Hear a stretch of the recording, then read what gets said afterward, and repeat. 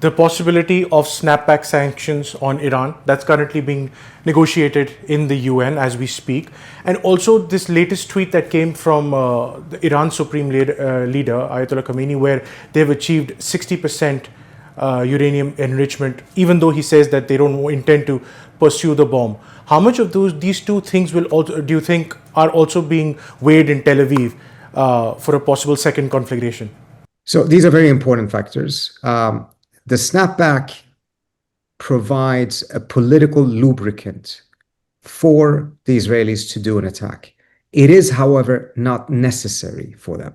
If the Israelis believe that they have an opening and a necessity from their standpoint, from their calculations, they will do so, snapback or no snapback. In fact, the Israelis wanted to attack back in February, and Trump said no to them, and the attack ended up becoming in June. So any political excuse may be helpful, but it is not necessary.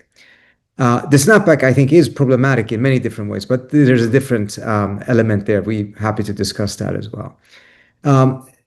The Iranians, what I saw that the Supreme Leader had said is that he had essentially ruled out any direct engagement with the United States. And I think that statement must have come because within their system, there must have been an intense debate as to whether there should be some sort of an accidental conversation between Trump and Pezeshkian, since both of them are in New York right now.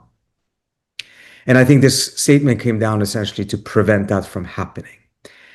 I do believe we are in a scenario, however, this is not an endorsement of what the Supreme Leader said or anything like that, but I think we are in a scenario right now, a very unusual scenario, in which diplomacy may actually speed up the transition, the movement towards a new war.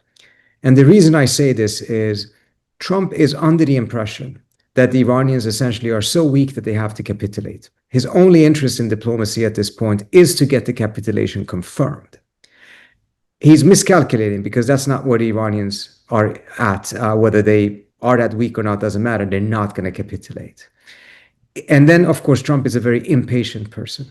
If you have talks now, they will fail under these circumstances when the position of the two parties are so far away from each other. And failed diplomacy at this point will dramatically increase pressure on Trump to take military action. Under normal circumstances, when parties have their positions far away from each other, diplomacy can still be helpful because it could be useful towards bridging the gap between their positions. That is not the case here. And instead, you're going to have a scenario, I fear, that the failed talks will dramatically increase the likelihood of taking military action. So if you start the talks now, given the fact that Trump's general attitude is that he's resolved the issue, he's obliterated the program, and the issue is off his desk. If you have diplomacy started again, it brings the issue back to his desk. And if it fails, which I think it will under the current circumstances, the diplomacy will then transition to military action. So it would actually, instead of adding time to the clock, it actually speeds up the clock towards military action.